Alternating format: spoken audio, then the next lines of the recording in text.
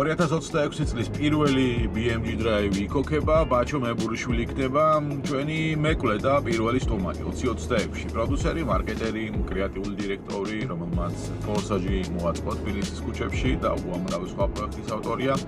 ერთი ექსკლუზიური ინფორმაციაც გვექნება გადაცემაში, ასე რომ დაელოდეთ. MGZS არის ჩვენი მასპინძელი სივრცე რომელ გადაცემაში და ნახოთ როგორ გაართმევს თავს ეს ბრენდი BMG Drives ბაჩოს რამდენიმე წამში მოგითხოთ.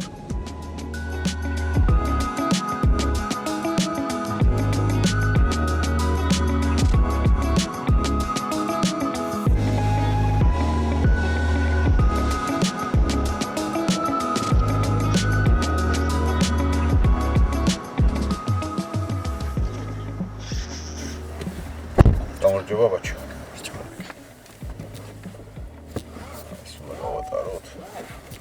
შვენიერი ამინდი დაგვემთხვა. კი, კარგი ამინდი დაგვემთხვა. და ბაჩო არის ადამიანი, რომელმაც თბილისის ქუჩებში ფორსაჟი მოაწყო. აქ 7 მოძრაობა გვაქვს. მაგრამ დრაივი არ დაგვეკლდება. კი. ერთი მოძრაობა ვერ იქნება. თუმცა არის დღეები ქალაქის ქუჩებში, რომ არ ჩამოვუყურე. ეგეთი მოძრაობის გარეშე ვერ გაივლი. როგორ ხარ პირველ რიგში? როგორ მიდის სტუდიის საქმეები, კენიფიტს მათ შორის? 25 როგორ დახურეთ და რა გეგმებია 26-ში? ნორმალურად რა, უფრო ამ გარემოებებში რაც ხა ჩვენ გარშემო ხდება ხოლმე ქვეყანაში და ზოგადად სოფლიოში ცოტა რთულია ხოლმე. თქვა რა ნორმალურად, მაგრამ უფრო ალბათ ისე რა, როგორც გარემოს შეეფერება, ისე. მაგრამ მაინც არ მეგაჩერდა უნდა ეცადო რაღაც მოიფიქრო რაღაც ალტერნატიული გეგმებიდან რაღაცნაირად ადაპტირდე ამ გარემოსთან, თორემ სხვანაირად არ გამოდის. პირდაპირ ისახება, ხო? ეგრევე. რა თქმა უნდა. რა თქმა უნდა, პირდაპირ ისახება ნებისმიერი სირთულე, რაც ქვეყანაში ანუ განსაკუთრებით რაღაც დიდი გლობალური პრობლემები პირდაპირ. ფილმზე პირდაპირ რა, იგივე ფორსაჟი რაც ახსენე, ფორსაჟი რომ მორჩა აქტიურად გქონდა ეგეთი სიტუაცია უცნაური, ანუ ეხაც რომ იხსენებ რომ სათქმელთაც რომ ისედია დაუჯერებელი რომ მორჩა ფორსაჟი, ყველაფერი კარგად დამთავრდა, იდეალურად ყველა ძალიან ყოფილიყო და 5 სხვადასხვა ფილმზე იყო მოლაპარაკება. როცა დამთავრდა ფორსაჟი. ჰოლივუდი იყო თუ ჰოლივუდს ლაპარაკობ, ნუ ისე არის ხოლმე სხვა ფილმებიც. მათ შორის იყო მოლაპარაკებები ინდიანა ჯონსზე, მათ შორის იყო მოლაპარაკებები დოქტორ სტრენჯზე. ოღონდ ეს არ თვლი მოლაპარაკებებს, ისე რომ ვიღაცამ რაღაცა მოგწერა. ეგ შეიძლება დოქტორ სტრენჯი ჩამოსულები იყვნენ, ლოკაციები შერჩეული იყო. და კიდე იყო 3 ფილმი, მათ შორის ერთი უნივერსალის ფილმი იყო, რომელიც ძალიან რეალური იყო, რომელიც საქართველოში ხდებოდა რა, ჰოლივუდური ფილმი იყო. სამწუხაროდ მე დაიწყო COVID-ი და ეს ყველაფერი გაჩერდა. აი ცოტა ქვევით ქონდა კითხვა, მაგრამ აქვე დავსვა, რომ მე მაქვს დაბეჭდილება და აღქმა, რომ ფორსაჟმა კარგად ჩაიარა, მაგრამ ის გამოხმაურებას არ ვიძახი. ის შედეგი ვერ დატოვა განვითარების შემდგომი. ანუ მე მაქვს ეს განცდა თუ რეალურად ასე მოხდა. რეალურად ასე მოხდა, იმიტომ რომ აი წარმოიდგინე ფორსაჟმა გამოსვლა ვერ მოასწრო. ნუ ფორსაჟს ვეძახით რუსულად, ნუ Fast and Furious-მა. ვერ მოასწრო გამოსვლა, როცა დაიწყო კორონა.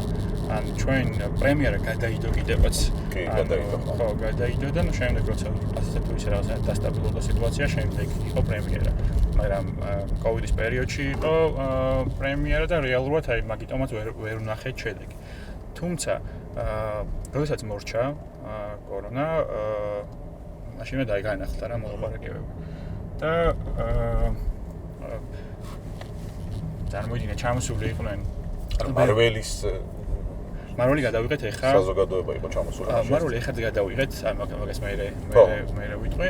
მარველი საზოგადოება იყო ჩამოსული, ლოკაციის მენეჯერიც იყო ჩამოსული და კონკრეტული ადგილებით შეირჩა. ეს კორონამდე მე გაჩერდა, მე გავაგზავნეთ მოლაპარაკებები სხვადასხვა კომპანიებთან და 7 თვის განმავლობაში პარალელურად სხვა პროექტებთან ერთად მუშაობდით HBO-ს პროექტზე. და ეს HBO-ს პროექტი იყო ერთ-ერთი ყველაზე დიდი პროექტი, რაც HBO აპირებდა. იღებდნენ ერთ არც ალბათ შემიძლია თქვა JJ Abrams-თან ერთად. და ეს პროექტი დამტკიცდა. ანუ ჩვენ ყველა ლოკაცია შევათანხმეთ, თვითონ JJ Abrams იყო ჩართული ამაში, მთავარი მხატვარი იყო ჩამოსული, მთავარი პროდიუსერი იყო ჩამოსული და ეს პროექტი შეთანხმდა, დამტკიცდა. და ეს არ იყო მაგალითად Fast and Furious იყო ერთთვიანი პროექტი, ერთთვიანი გადაღება იყო საქართველოში და ეს პროექტი იყო ერთწლიანი. ანუ ერთი წლის განმავლობაში უნდა გადაგვეღო საქართველოში HBO-ს, როგორც თვითონ ამბობენ, აი მასშტაბი ესე რაღაც ესეთ პირად საუბრებში, მასშტაბი რო წარმოვიდგინოთო, ეს არის ჩვენთვის ახალი Game of Thrones-ი, რა ჩვენ ამაზე ვდებთ ფსონსო რა. მაგრამ რა მოხდა? ომი დაიწყო. ომი დაიწყო უკრაინაში. 22 სამდები. ხო, ომი დაიწყო უკრაინაში, უნებრივია შეჩერდა ეგ პროცესი. მაშინ რაღაცა ძალიან აი ეს მეორე ტალღა, როცა უკვე კიდევ ერთხელ კორონას შემდეგ დავიწყეთ, ისეთი იყო რა, განსაკუთრებული პარალელურად ეს HBO-ს ამბავი ხდებოდა, პარალელურად შეთანხმებული ჰქონდა უკვე პავილიონების აშენება საქართველოში, ანუ ინვესტორი იყო, ფული არსებობდა, იყო პროექტი, არსებობდა ამერიკული კომპანია, რომელიც შემოდიოდა საქართველოში და ჩვენთან ერთად ოპერირებას გაუძღვებოდა, მაგრამ ომმა ეს ყველაფერი გააჩერა. ანუ არ გამომივიდეს რაღაცა ორი გარდამტეხი მომენტი იყო, ხო? ერთი პანდემია დაემთხვა. მერე ომი და ეხლა მომენტუმი რამე ეხლა კიდევ ერთხელ თავიდან ვიწყებთ ყველაფერს მესამე ჯერზე. ჯერ მინდა თქვა რომ კი არ წუწუნებ ან პირიქით ან საწუწუნო რა არის, ანუ მე ვაპარაკობ ბიზნესზე, უკრაინაში ადამიანები ეუბებიან რა, უბრალოდ ეგ არის, არა უშავს. ან შემდეგ ჯერზე აუცილებლად დავალაგებთ. ეხლა ან პოლიტიკური სიტუაცია როგორც ქვეყანაში ასევე სოფლიოში რაღაცებს არ უწყობს ხელს, მაგრამ აი ბოლო პერიოდში მაინც არის რაღაც საიმედო ძვრები, აქამდე ჭირდა, ანუ როცა საერთაშორისო პროექტს აკეთებ, დაზღვევა გჭირდება ბუნებრივია პროექტის საერთაშორისო. მაგალითად ცოტა ხნის წინ იყო Nike-ის პროექტი, Nike-ის დიდი რეკლამა გქონდა დამტკიცებული, მაგრამ დაზღვევის გამო არ გამოვიდა და მოგვიწია ესპანეთში გადაღება, ну ჩვენც ნაწილობრივ მონაწილეობდით ამაში. ანუ დაზღვევის გამო რა კლასიკური სადაზღვევო კომპანიების ჩვენი სადაზღვევო კომპანიები ვერ ჩვენი ვერ აზღვევს, ანუ ვერ დაგიზღვევს ამ ხელა პროექტს და არ არიან ამაში ჩართული. სისტემატურად რომ იყოს ეს ყველაფერი, როცა იქნება სისტემატურად. ხო, მე რაღაც პაკეტ შეიმუშავა. პაკეტ შეიმუშავდა და იგივე ბანკებთან მიმართებაში წასი არის, აი როდესაც ეს ყველაფერი ძალიან აქტიური იყო, მაშინ აქტიურად მუშაობდით ორივესთან. ისედაც მაინც არის საერთაშორისო იმათ თავისი სადაზღვევები აქვს რა. და ამიტომ არის რთული გეხებუთხა Nike-ს რომ მოდი ხა სხვა სადაზღვევო დაგაზღვევს არ გამოდიოდა.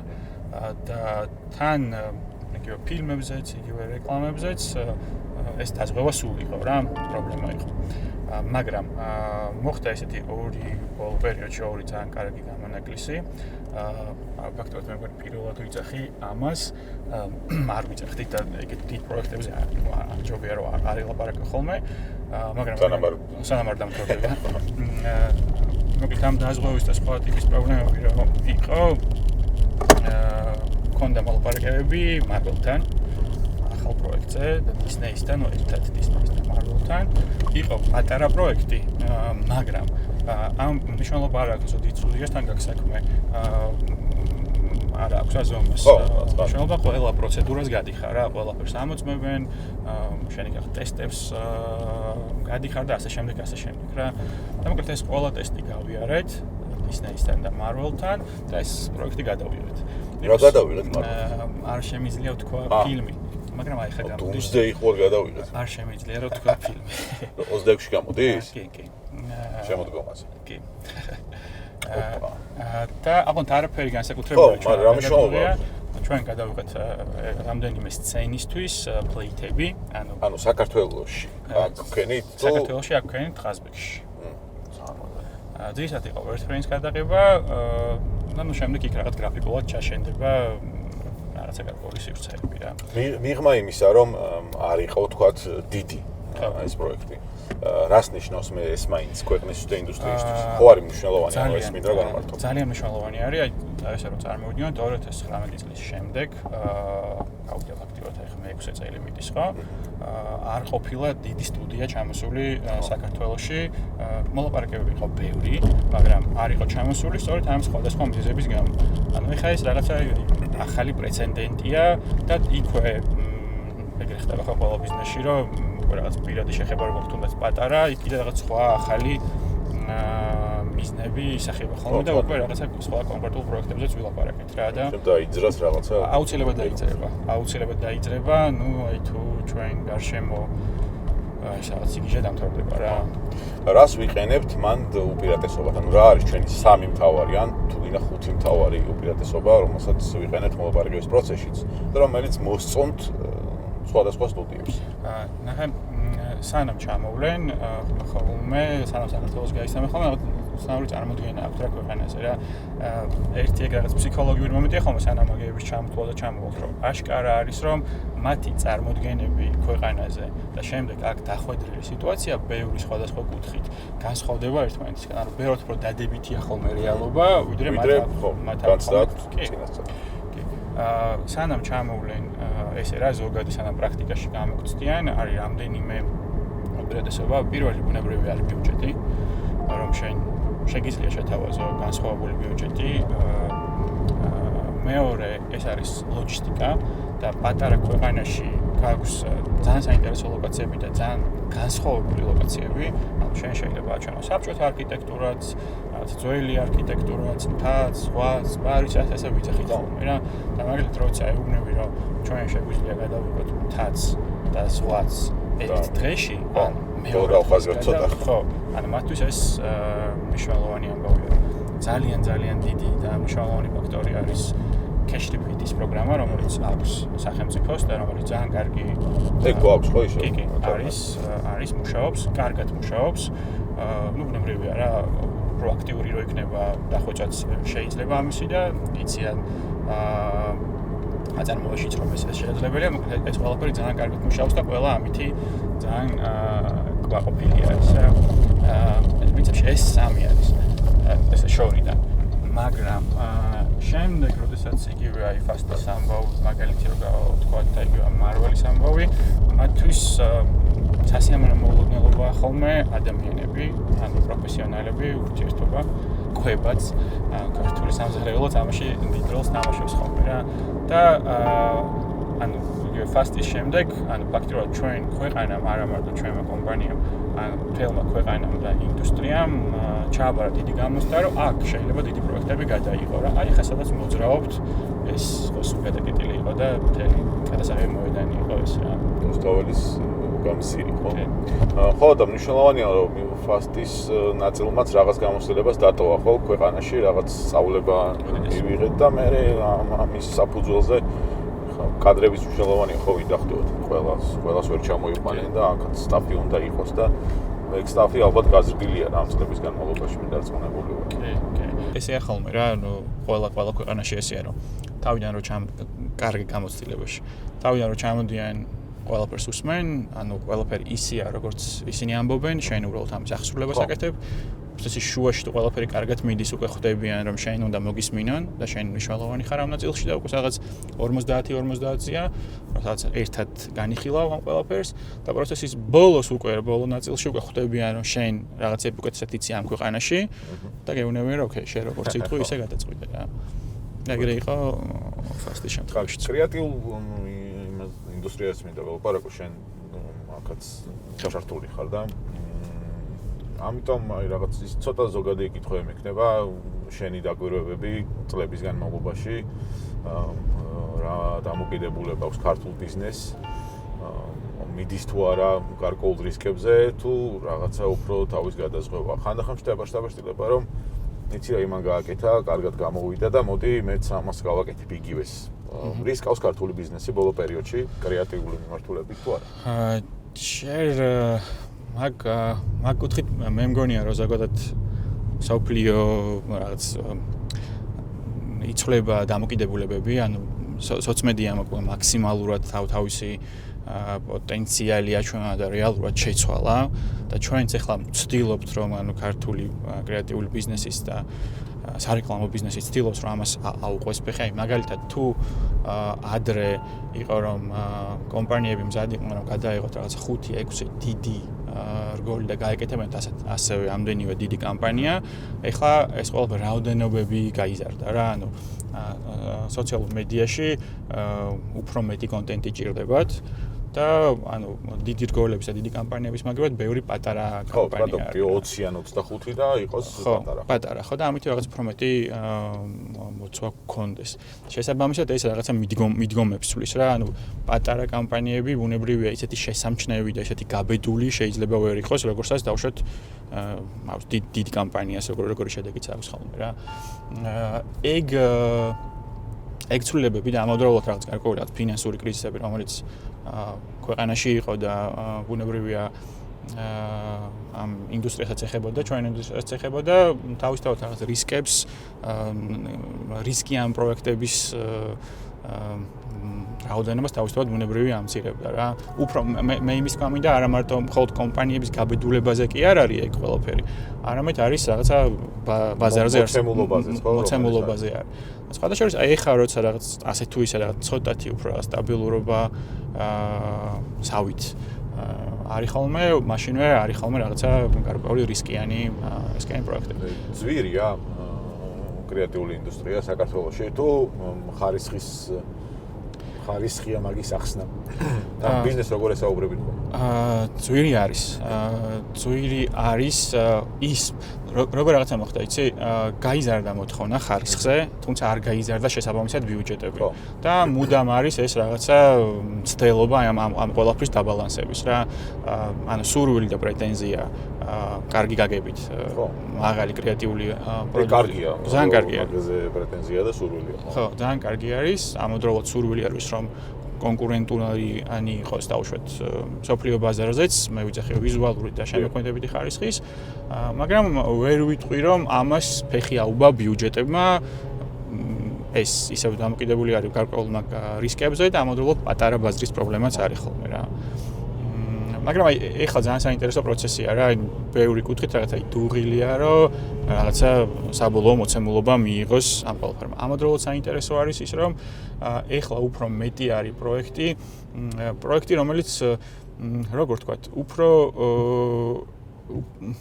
ქართული დავარქვათ, აი ქართული კრეატივის მიმართულების რა. ადრეც ბევრი იყო ესეთი, მაგრამ ადრე მაინც ვიყავით ისეთები, როგორიც აი დავუშვათ, სხვები როგორც აკეთებენ, ჩვენც ვცდილობდით გარკვეულწილად ისეთი გავუკეთებინა. ამაში არ ცუდი არ არის ხა ბაზარი როცა ვითარდება, ვცდილობ რომ რაღაცა სწორება გქონდეს.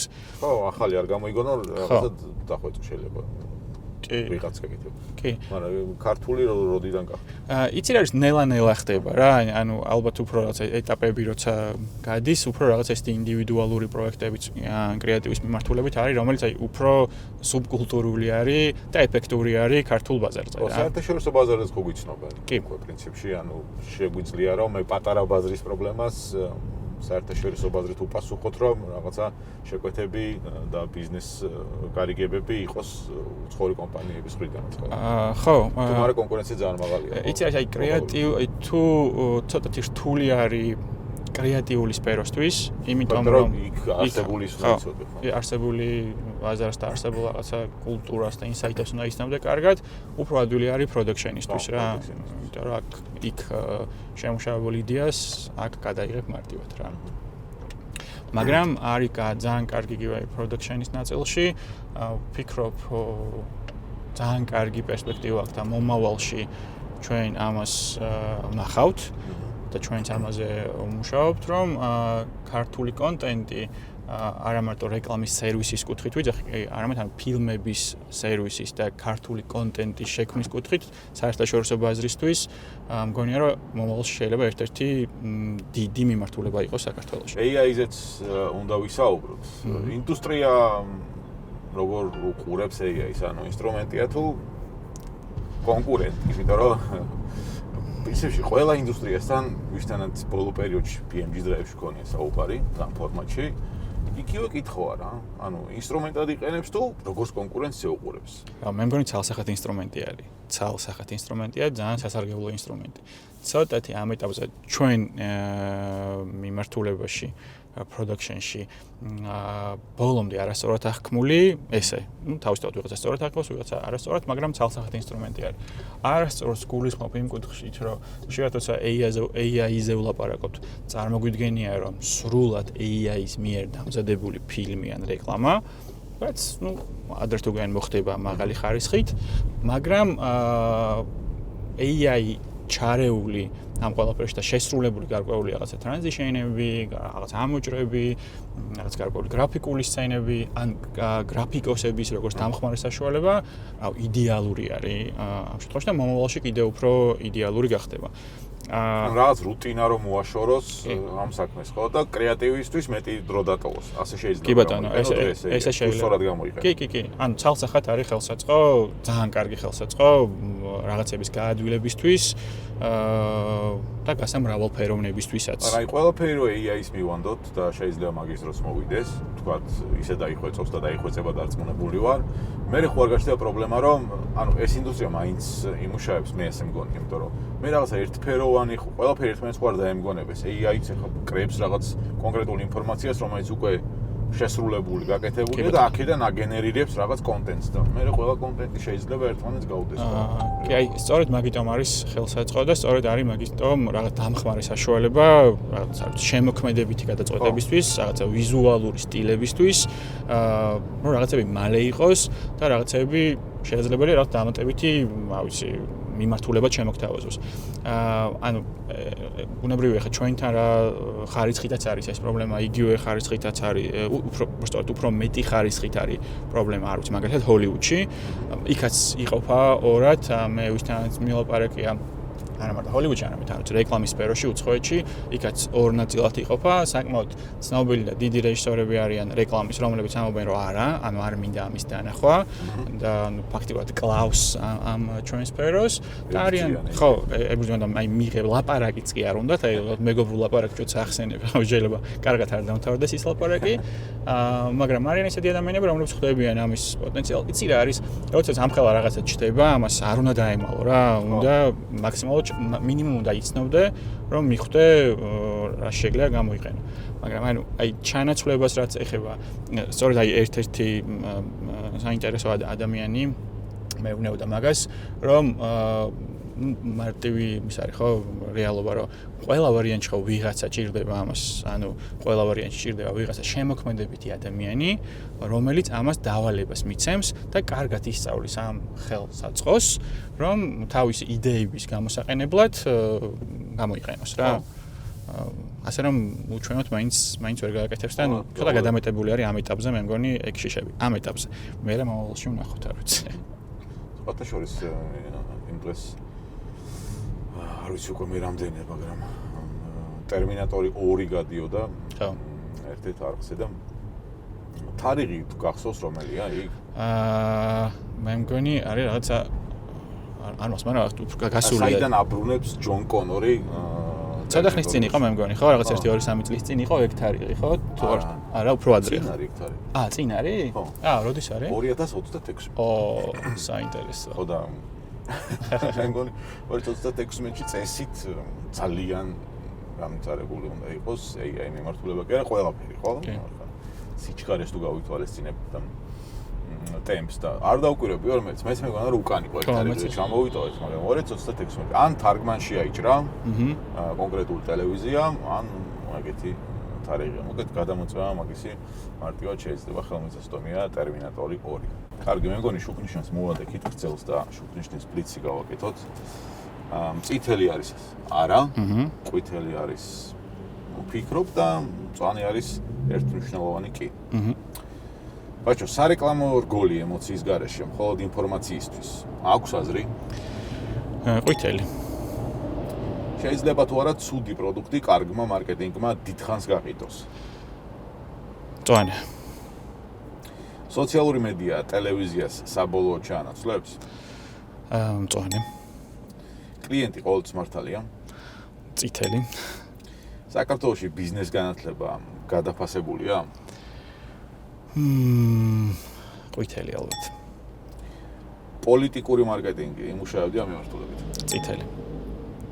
კრეატივი უფრო მნიშვნელოვანია თუ სტრატეგია? ყვითელი. მარკეტინგი манипуляციაა? ყვითელი. კარგი, ამ ბოლო კითხვას გავაგზავნებ. და პრინციპში რაღაცნაირად კორელაციაშია იმ კითხვასთან, რომ ცუდი პროდუქტი დიდხანს შეგვიძლია თუ არა კარგი მარკეტინგით გაყიდო. ეს დიდხანს რამდენია? და манипуляცია როდის არის მარკეტინგი? იცი არის როდის არის მარკეტინგი манипуляცია? იცი რა манипуляცია კარგი გაგებით ისეთი თუ კარგი გაგებით ანუ შეიძლება კარგი გაგებითაც თქვა და ცუდი გაგებითაც ანუ მაგრამ манипуляცია ალბათ ყოველთვის არის. შესაძლოა ჩვენ ხა ეს ხო არ არის რაღაც არ ვიცი მარკეტინგი არ არის რაღაც არ ვიცი დოკუმენტური ფილმების манипуляცია არის ავტორების მიერ ხო ანუ ეს არის რაღაცა სუბიექტური ხო და კონკრეტული ერთი სუბიექტის მიერ რაღაცა გააზრებული რაღაც პროდუქტი არის ხო მარკეტინგიც ასეთი არის ხო ეხა საკუთარ მინუსებზე არც ერთი პროდუქტი არ ლაპარაკობს ან თუ ლაპარაკობს საკუთარ პროდუქტზე ისიც გარკვეული მარკეტინგული манипуляციაა რომ რაღაც მომხმარებლის თვალში კარგი გამოდგე.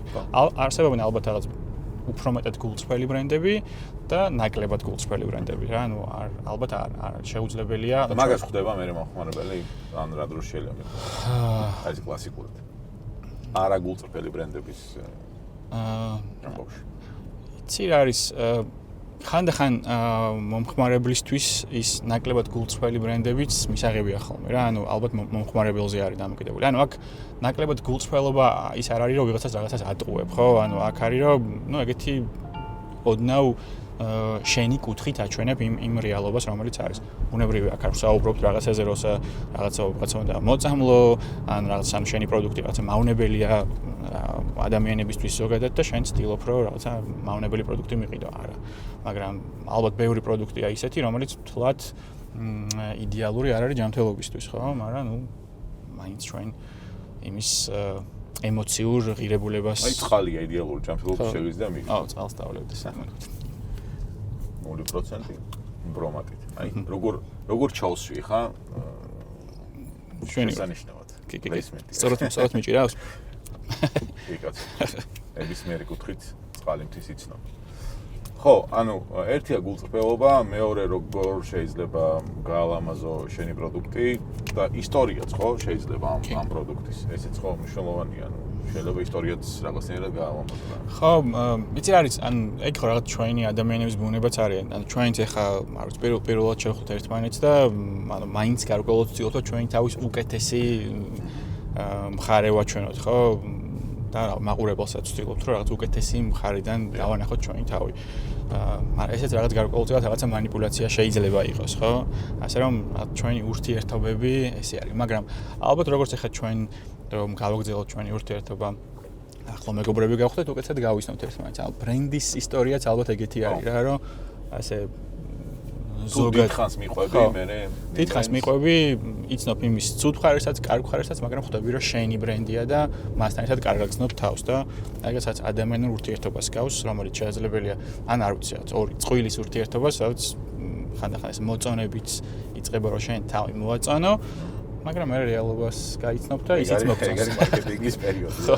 თავი შეიძლება 2 თვე, შეიძლება 3, შეიძლება 6, შეიძლება 1 და მე ჩენს ხოლმე რაღაცები თავს რა ნაკლოვანებები აქვს ხო მაგრამ ხანდახან მე ეგ ნაკლოვანებებიც გიყვარს რა ანუ დამოწონს კი ბატონო ბაჩო მადლობა სტუმრობისთვის BMG Drive-ში MG-ს ბრენდს რამდენად იცნობ კი ვიცნობ კი ესე რა ზოგადად როცა ერკვევი რა რაღაც ახალ რაღაცებში კარგად ესე რა თქვა რომ იდეალურად არა მაგრამ ასე თუ ისე ვიცნობ საინტერესო არის ზოგადად რა ხო ეს ბრიტანული ბრენდი მეც იცი რა ქართულ ბაზარზე როცა არ პოზიციონირებ და ცოტა ნაკლები ინტერესი მქონდა მაგრამ მე ვნახე რომ ისეთი ისტორიული ბრენდია საკმაოდ დიდი ისტორია აქვს სპორტკარების მიმართულებით მე რაღაცა როგორც წესი ზოგიერთ ბრენდს დაემართა ქონდა დიდი ვარდნა მაგრამ გაცოცხლა მე მგონია რომ ქართულ ბაზარზე რაღაცა დამკვიდრებას მოახერხებს თავის იმიტომ რომ არ არის ცუდი ეს ერთი შეხედვით დიდი ხანია არ მართავ ჯერ მანქანას მაგრამ ყოველ შემთხვევაში მართლა სიამოვნებას მაიჭებს. ხო, ვიცი რა. მგზავრობაც ის. კი, ხო, ეხლა მაგას იმაშავებოდი რა, ვაბრუნდებოდი რა. რაღაც ამ კომფორტს და სირბილეს, რაცა ჩემთვის აი ყველაზე მნიშვნელოვანი ეგ არის ხოლმე რა მანქანაში. ხმის იზოლაცია რაღაცა ცოტა ისეთი სირბილე რო იყოს და გაფრთხილების სისტემა აქ მე მგონი გასათიშისა.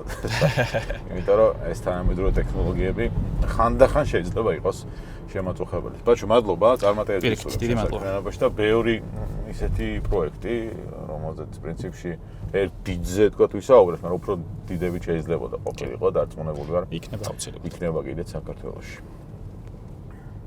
ბაჭო, დავაბრუნეთ სამსახურში. მე მგონი MG კარგად გაუმკლავდა BMG Drive-ის სივრცეთ ყოფნას, წარმატებები Enkeni Films და წარმატებები ახალ ბრენდ საქართველოში, რომელიც დარწმუნებული ვარ, რომ თავის დამკვიდრებას მოახერხებს.